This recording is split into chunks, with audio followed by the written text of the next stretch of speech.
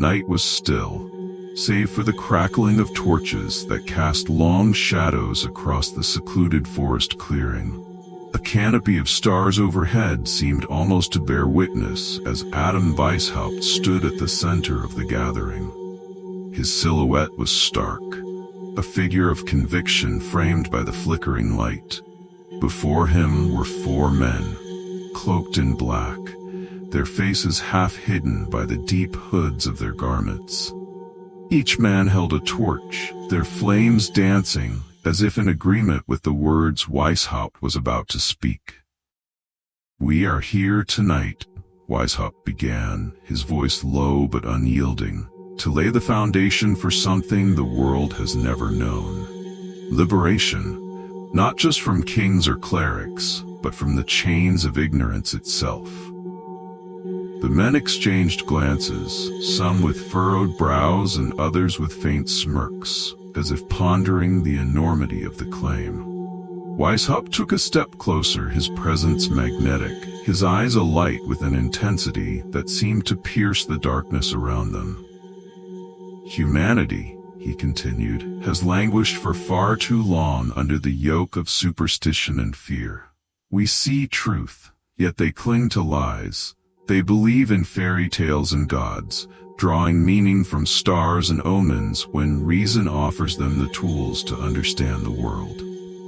Weishaupt's tone shifted, growing softer, but no less resolute. "If true enlightenment is to dawn, it will not come through public discourse alone. The masses will resist it. They fear the light, preferring the shadows of their ignorance. Thus, we must operate in the shadows ourselves, working with precision, subtlety, and secrecy." A breeze rustled through the trees, carrying his words like a whisper to the heavens. The 4 men listened intently, their expressions now serious, as though sensing the weight of the moment. "We shall be the torchbearers," Weishaupt declared, his voice rising above the rustling leaves. "We shall be the Illuminati." The final word hung in the air, almost sacred in its delivery. There was no applause, no cheers, only silence, deep and reverent, as the enormity of their pact settled over them. Welcome to my channel, where I talk about true horror stories and true conspiracies. Do well to like, subscribe to my channel, and comment on this video. On that fateful night of May 1st, 1776, the Order of the Illuminati was born. Its mission was as bold as it was dangerous: to infiltrate positions of power, undermine oppressive institutions, and reshape society under the banner of reason. Yet, their approach was shrouded in secrecy, for Weishaupt understood that their goals would be seen as heretical by those in power. Each man who joined their ranks underwent a meticulous initiation, a process designed to test their resolve, loyalty, and intellect. The ritual began with the recruits standing before an altar draped in black cloth. At the altar's center was a leather-bound book, its cover embossed with the image of the all-seeing eye.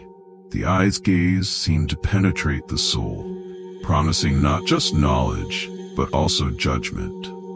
The initiate, trembling slightly, would be asked to place one hand on the book while raising the other in a solemn oath. In the dim light of the torches, the voice of the officiant would echo through the clearing. "Do you swear to serve the order, to uphold its mission, and to guard its secrets with your life?" "I do," the recruit would reply, his voice steady despite the palpable tension. "Then kneel," the officiant would command, his tone carrying the weight of authority. As the recruit knelt, the officiant would mark his forehead with a symbol drawn in ash, a triangle within a circle representing the union of reason, wisdom, and enlightenment. The ritual concluded with the signing of the leather-bound book, each name a binding contract with the ideals of the Illuminati. The all-seeing eye, present at every initiation, became the emblem of the order. It was not merely a decorative flourish. It was a symbol of vigilance and omniscience, a reminder that the truth could not be hidden. To the members of the Illuminati, the eye was both a guide and a warning. It represented the knowledge they sought to uncover and the consequences of failing in their mission. In the years that followed, the Illuminati expanded its ranks, recruiting individuals from various walks of life: academics, politicians, military officers, and even clergy. Each member brought unique skills and perspectives, but all shared a common purpose: to illuminate the dark corners of the world with the light of reason. Yet, as the order grew, so too did the challenges it faced. The secrecy that protected them also bred suspicion, and whispers of their existence began to circulate. The very name Illuminati would become a source of fear and fascination, its origins obscured by myth and its purpose misunderstood by those who stood outside the circle.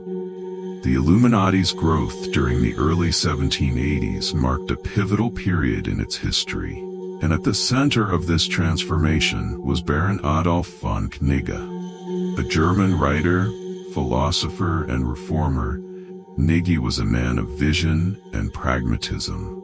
His arrival breathed new life into Weishaupt's fledgling order, bringing a level of organization and strategy that would catapult the Illuminati from obscurity into a force with influence across Europe.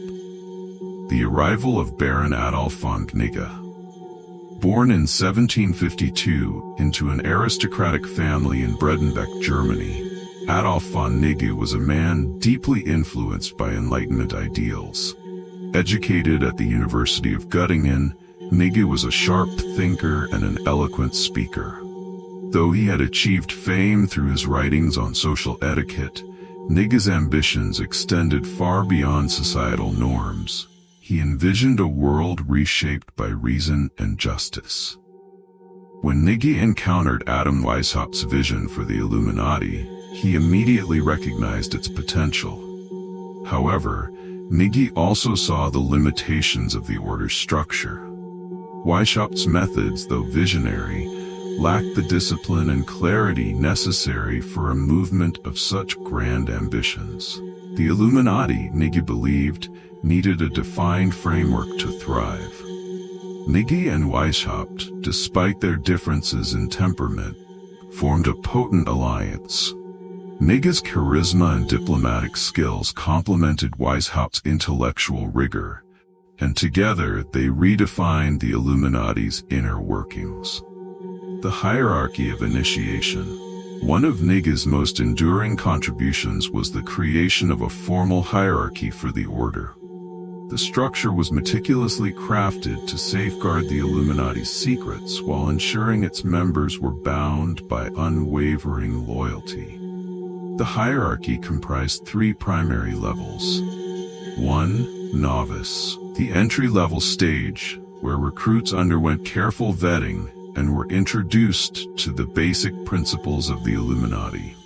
At this stage, initiates were encouraged to cultivate reason and question authority, preparing them for deeper involvement. 2. Minerval. Named after Minerva, the Roman goddess of wisdom, this level delved into philosophical teachings and Enlightenment ideals. Members were taught to analyze societal structures critically, arming them with the intellectual tools needed to challenge established power. Number 3. Illuminated Minerval, the highest tier, shrouded in the greatest secrecy.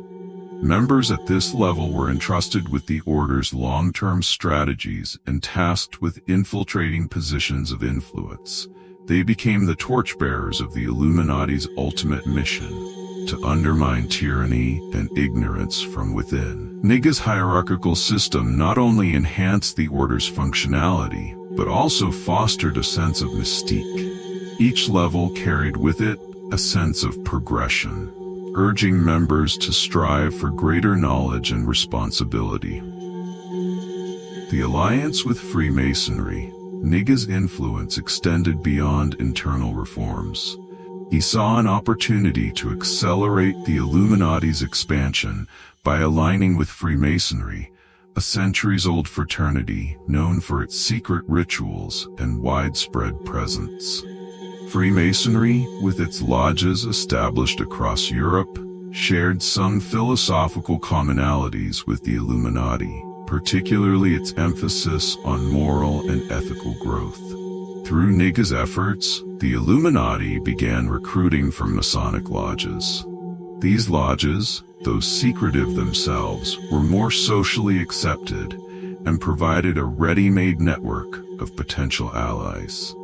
Freemasonry's structured organization and established rituals resonated with the Illuminati's own methods, making the integration seamless.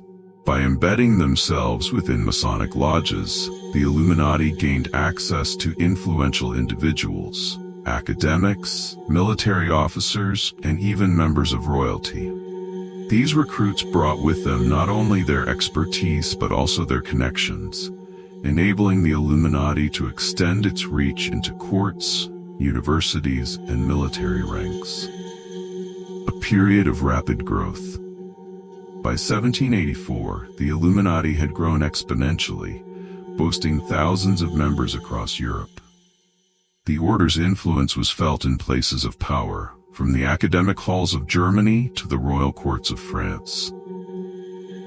Niga's reforms had transformed the Illuminati into a formidable network capable of shaping societal discourse and challenging oppressive institutions. However, this rapid expansion came at a cost. The Illuminati's secrecy, once its greatest strength, now drew suspicion. Whispers of its existence began to circulate, fueled by the very power the order sought to wield. Niga, though instrumental in the order's success, found himself at odds with Weishaupt over the direction of their movement. Tensions simmered as the Illuminati faced increasing scrutiny from authorities who feared its subversive potential. Niga's legacy. Baron Adolf von Niga's contributions to the Illuminati cannot be overstated. He provided the structure, vision, and connections necessary for the order to flourish during its most ambitious years. Yet his role in the Illuminati is often overshadowed by his other achievements, particularly his writings on etiquette and societal behavior. Niga's legacy is a complex tapestry. To some, he was a reformer who sought to elevate humanity through reason and justice. To others, he remains a shadowy figure associated with one of history's most enigmatic secret societies. The Illuminati's meteoric rise through the corridors of power in Europe was always precarious. By 1784, their influence and secrecy had begun to provoke unease among the ruling classes. Suspicion turned to outright opposition when Duke Charles Theodore of Bavaria, under intense pressure from the Catholic Church, issued an edict banning all secret societies. The edict marked the beginning of the end, or so it seemed, for the Bavarian Illuminati.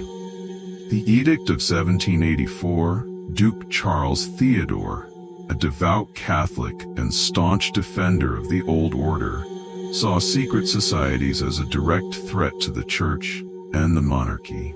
The Catholic Church, already wary of Enlightenment movements, viewed the Illuminati with particular hostility. Their ideals of reason and secular governance were anathema to the Church's vision of a divinely ordained hierarchy. On June 22, 1784, the Duke signed a proclamation forbidding the formation of any secret society in Bavaria. Though the edict did not name the Illuminati explicitly, its target was clear. Local authorities were instructed to root out members of clandestine groups, and the Illuminati, the most prominent of these, found itself in the crosshairs. The raid of 1786. The crackdown reached a dramatic climax on a fateful night in 1786. Acting on intelligence provided by informants, Bavarian authorities raided the home of a prominent Illuminati member. The operation, conducted under cover of darkness, was swift and thorough. Soldiers, armed with torches and muskets, stormed the estate, their heavy boots echoing in the stillness of the night. Inside, they discovered a treasure trove of documents. Among the seized materials were detailed records of the order's rituals, coded correspondence between members, and strategic plans for infiltrating institutions such as universities, courts, and military organizations. The Illuminati's most closely guarded secrets were laid bare. The discovery was a coup for the authorities, and they wasted no time in exploiting it. The documents were meticulously reviewed, and their contents shocked the conservative establishment. Plans for undermining the Catholic Church, subverting monarchies, and reshaping society were all spelled out in chilling detail. The public revelation. In the months that followed, the Bavarian government published the seized documents in a damning exposé. The publication, widely distributed across Europe, carried provocative headlines and lurid illustrations. One particularly infamous edition bore the title, "The End of the Illuminati." The reaction was immediate and visceral. Newspapers featured stories of the Illuminati's alleged conspiracies, and coffee houses buzzed with talk of the shadowy organization. Ordinary citizens, many of whom had never heard of the Illuminati before, were now gripped by fear and fascination. The images of startled individuals reading these accounts became emblematic of the public's shock. Crowds gathered in marketplaces, staring wide-eyed at the headlines as rumors of Illuminati plots spread like wildfire. Some believed the Illuminati had been plotting the overthrow of all European monarchies. Others saw them as a diabolical force undermining Christian values. The truth, buried beneath layers of fear and exaggeration, was almost irrelevant. The flight of Weishaupt. For Adam Weishaupt, the exposure of the Illuminati marked the end of his life in Bavaria. Branded a heretic and subversive, he became a wanted man. In the aftermath of the raids, he fled under cover of darkness, finding refuge in Gotha, a city known for its liberal nobility. In Gotha, Weishaupt was sheltered by sympathetic aristocrats who admired his vision, even as they disapproved of his methods. He spent the rest of his life writing and reflecting on the Enlightenment, but the fall of the Illuminati haunted him. Weishaupt maintained that their intentions had been noble, but he could not deny the consequences of their exposure. The whisper of survival. While Bavarian authorities celebrated their victory, a different narrative began to take hold in the public imagination. Many whispered that the Illuminati had not been destroyed, but had merely gone underground. The idea of a secret society surviving in the shadows, manipulating events from behind the scenes, became a potent myth. Conspiracy theories abounded. Some claimed the Illuminati were responsible for the French Revolution, while others saw their hand in the rise of revolutionary movements across Europe. These rumors, though unfounded, kept the Illuminati's legend alive, ensuring that their story would endure long after their apparent dissolution. Legacy of the fall. The Illuminati's downfall was swift and dramatic, but its impact was far-reaching. The publication of their documents inspired a wave of paranoia about secret societies that persisted for decades. Governments across Europe imposed stricter regulations on organizations, fearing the rise of similar movements. Yet, for all the damage done to their cause, the Illuminati's ideals of reason, liberty, and enlightenment continued to inspire thinkers and reformers. The myth of the Illuminati, both as a symbol of progress and as a scapegoat for societal upheaval, became a part of the cultural fabric of Europe.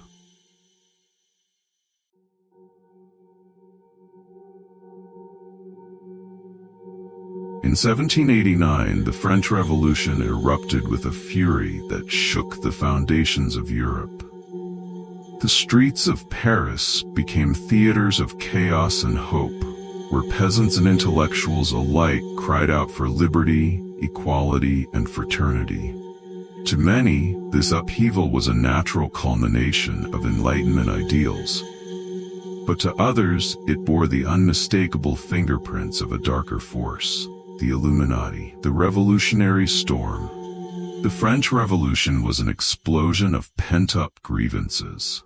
The monarchy, epitomized by King Louis XVI and Queen Marie Antoinette, was perceived as indifferent to the suffering of the masses. Years of economic hardship, fueled by crop failures and fiscal mismanagement, had created a tinderbox of resentment. When the Estates General convened in 1789, it became a catalyst for radical change. Yet, in the midst of this societal transformation, whispers of conspiracy began to circulate. The rise of radical factions like the Jacobins, the secularization of French society, and the ultimate execution of King Louis XVI in 1793 seemed to some too orchestrated to be mere happenstance. Could a secretive organization, with the means to manipulate events from the shadows, be pulling the strings? The Illuminati in the crosshairs. Figures such as Augustin Barruel and John Robison were among the first to openly accuse the Illuminati of masterminding the French Revolution. Barruel, a Jesuit priest, published his monumental work, Memoires pour servir à l'histoire du Jacobinisme, in 1797. In it, he argued that the Illuminati, working alongside radical Enlightenment philosophers and Freemasons, had systematically dismantled the religious and political structures of France. John Robison, a Scottish physicist and Freemason, echoed these claims in his book Proofs of a Conspiracy. Published in the same year, Robison's work contended that the Illuminati's subversive influence had spread far beyond Bavaria, infiltrating Masonic lodges and revolutionary groups across Europe. The revolution in France, he argued, was the culmination of their schemes. Barruel and Robison pointed to several key events as evidence of Illuminati involvement. The rise of the Jacobins. This radical faction, led by figures like Maximilien Robespierre, championed the secular and egalitarian principles that mirrored the Illuminati's ideals. The Jacobins' transformation of France into a secular republic was seen as an extension of the Illuminati's mission to dismantle traditional hierarchies. The secularization of France. The French Revolution was marked by a sweeping rejection of the Catholic Church's authority. Churches were looted and repurposed, priests were persecuted, and a new secular calendar was introduced. To Barruel and his contemporaries, these actions were not spontaneous, but calculated steps toward the destruction of religion, a goal they attributed to the Illuminati. The execution of Louis VI, the trial and execution of the king in 1793 symbolized the end of divine right monarchy. To conspiracy theorists, this moment was the ultimate triumph of the Illuminati's vision of a world liberated from traditional authority. A narrative of fear. Despite their sensational claims, Barruel and Robison provided no direct evidence of Illuminati involvement in the French Revolution. By 1789, the Illuminati as an organized group had been effectively dismantled in Bavaria. Yet, the power of their narrative lay not in its factual accuracy, but in its ability to resonate with a Europe already gripped by fear and uncertainty. The idea of a hidden cabal orchestrating events from the shadows captivated the imagination of the public. In the chaotic aftermath of the revolution, with monarchies teetering and religious institutions under attack, the Illuminati became a convenient scapegoat, a symbol of everything the old order feared about the modern age. Barwell's memoir and Robeson's proofs were widely read and debated. They fueled a wave of anti-Enlightenment sentiment, as conservative thinkers sought to reclaim the narrative from the revolutionaries. The Illuminati, whether real or imagined, became a symbol of subversion, an idea more powerful than the organization itself. The all-seeing eye in the darkness. Amid this fervor, the image of the all-seeing eye took on an almost mythical significance. To those who believed in the Illuminati's continued existence, the eye symbolized their omnipresence, their ability to influence events from unseen corners. Depictions of the eye began to appear in revolutionary pamphlets, further intertwining the symbol with the upheavals of the time. For others, the eye represented enlightenment and vigilance, a beacon in a world shrouded by ignorance and fear. This dual symbolism ensured its survival in the cultural consciousness long after the Illuminati's supposed demise. A shadowed legacy. The French Revolution, one of history's most transformative events, became a crucible for conspiracy theories that would endure for centuries. The accusations against the Illuminati, though unsubstantiated, planted seeds of distrust that continue to influence perceptions of secret societies today. While historians dismiss the notion of Illuminati involvement in the revolution, the myth persists. It has become a lens through which to view the profound uncertainties of a world in flux, a reminder that in times of great change, the allure of a shadowy hand guiding events can be as irresistible as it is unfounded. As the Illuminati faded into obscurity, or so it seemed, their story took on a sinister transformation. By the 19th and 20th centuries, their reputation as Enlightenment-era reformers was eclipsed by tales of occultism, mysticism, and the invocation of otherworldly forces. This shift, driven by sensationalist writings and vivid imaginations, turned the Illuminati into figures of fear and fascination. Speculation grew that the Illuminati's rituals, far from being mere symbols of enlightenment, were deeply tied to the arcane. Witnesses, or alleged witnesses, described shadowy gatherings held in the crypts beneath ancient cathedrals or in secluded mountain groves, where flickering candlelight barely pierced the suffocating darkness. Accounts spoke of cloaked figures forming circles, their chants resonating in strange harmonics that seemed to defy the natural order. These chants, said to be in long-dead languages, invoked beings and powers that lay beyond human comprehension. Symbols etched into the walls, an unsettling blend of geometry and flowing organic shapes, reported to glow faintly as though alive, pulsing with a rhythm akin to a heartbeat. The very air, witnesses claimed, seemed to hum with an unseen energy, and those present would leave with fragmented memories and inexplicable fears. One of the most enduring and chilling legends tied to the Illuminati is the Codex Lucis, or Book of Light. According to rumor, this mythical manuscript contained forbidden knowledge, truths so profound and horrifying that they could unravel the mind of anyone who dared to comprehend them fully. The Codex was said to detail 1. The nature of reality. Chapters supposedly described the illusory nature of existence, asserting that reality itself was a construct maintained by higher, unknowable forces. 2. Forbidden rituals. Detailed instructions for invoking these forces, though at a cost, sacrifices that were both physical and spiritual. 3. Lost histories. Accounts of ancient civilizations that had unlocked similar secrets, only to be destroyed when their hubris drew the wrath of the unseen. Legends claim the Codex Lucis was hidden deep within the Vatican's secret archives, a place long associated with the concealment of dangerous truths.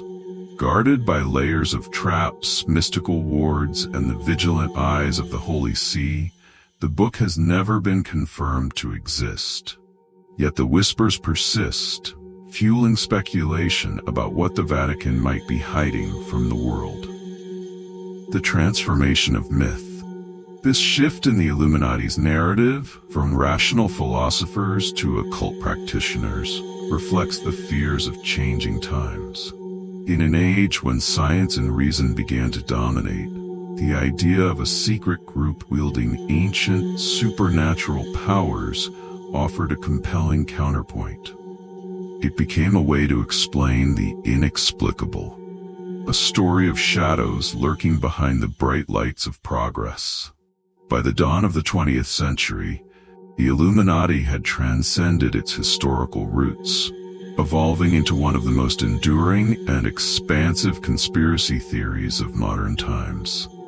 While its actual existence as a Bavarian secret society had been short-lived, the idea of the Illuminati transformed into a symbol of ultimate power and control, a shadowy force orchestrating world events to establish a so-called New World Order, NWO. The theory of the New World Order postulates that a clandestine elite group, often linked to the Illuminati, aims to centralize global power, creating a single authoritarian government. Proponents argue that this group manipulates economic systems, political structures, and cultural narratives to achieve dominance. Unlike earlier tales of the Illuminati's enlightened ideals, the NWO theory paints them as cold, calculating architects of a dystopian future. Alleged areas of influence. 1. Central banks and financial institutions. By the 20th century, the rise of central banking systems, such as the Federal Reserve in the United States, became a focal point of Illuminati conspiracy theories. Critics allege that these institutions, shrouded in complexity and wielding immense influence over global economies, were secretly controlled by Illuminati operatives. The ability to manipulate interest rates, currency values, and debt was seen as a means of economic domination. 2. Multinational corporations. With the globalization of markets, multinational corporations emerged as significant players in world affairs. Illuminati theorists claim these corporations were not only profit-driven, but also instrumental in shaping cultural values, suppressing dissent, and consolidating power. The leaders of tech giants, energy firms, and pharmaceutical companies were often named as agents of the Illuminati. 3. The United Nations and global governance. The establishment of the United Nations in 1945, intended as a platform for international cooperation, fueled further speculation. Detractors argued that the UN was a Trojan horse for a one-world government controlled by the Illuminati. Efforts to address global challenges like climate change, disarmament, and human rights were interpreted as steps toward eroding national sovereignty. The power of symbolism. The 20th century also saw a proliferation of Illuminati symbolism in popular culture. Much of it centered around the all-seeing eye and the pyramid. These symbols, originally rooted in Freemasonry and Enlightenment-era ideals, became potent icons of fear and fascination. 1. The all-seeing eye. Found on the U.S. $1 bill as part of the Great Seal of the United States, the all-seeing eye floating above an unfinished pyramid became a lightning rod for conspiracy theories. While officially representing divine providence and the pursuit of perfection, it was widely interpreted as a symbol of Illuminati oversight and control. 2. The pyramid. The pyramid, often associated with ancient wisdom and power, was reimagined as a metaphor for the Illuminati's hierarchy, with a shadowy elite at the apex directing the masses below. Illuminati in popular culture. As mass media expanded in the 20th century, the Illuminati became a recurring motif in films, music, literature, and art. From science fiction blockbusters to cryptic lyrics in pop songs, the idea of an unseen hand guiding human history captivated audiences. Some notable examples include films and TV shows. Movies like Eyes Wide Shut and TV series like The X-Files delved into secret societies and conspiracies, drawing heavily on Illuminati myths. Music industry. Artists such as Beyoncé, Jay-Z, and Kanye West were frequently accused of signaling their allegiance to the Illuminati through hand gestures, lyrics, and music videos featuring pyramids and eyes. This blending of fiction and speculation only fueled public fascination, ensuring the Illuminati's cultural relevance. Enduring legacy. Though modern historians dismiss the idea of the Illuminati as a defunct Enlightenment-era group, its evolution into a symbol of hidden power remains a powerful reflection of societal anxieties. Whether as a convenient scapegoat for the complexities of globalization or a metaphor for the imbalance of power, the Illuminati continues to thrive in the public imagination. If you like part 1 of this video, like and subscribe for part 2, where we talk about how they control us.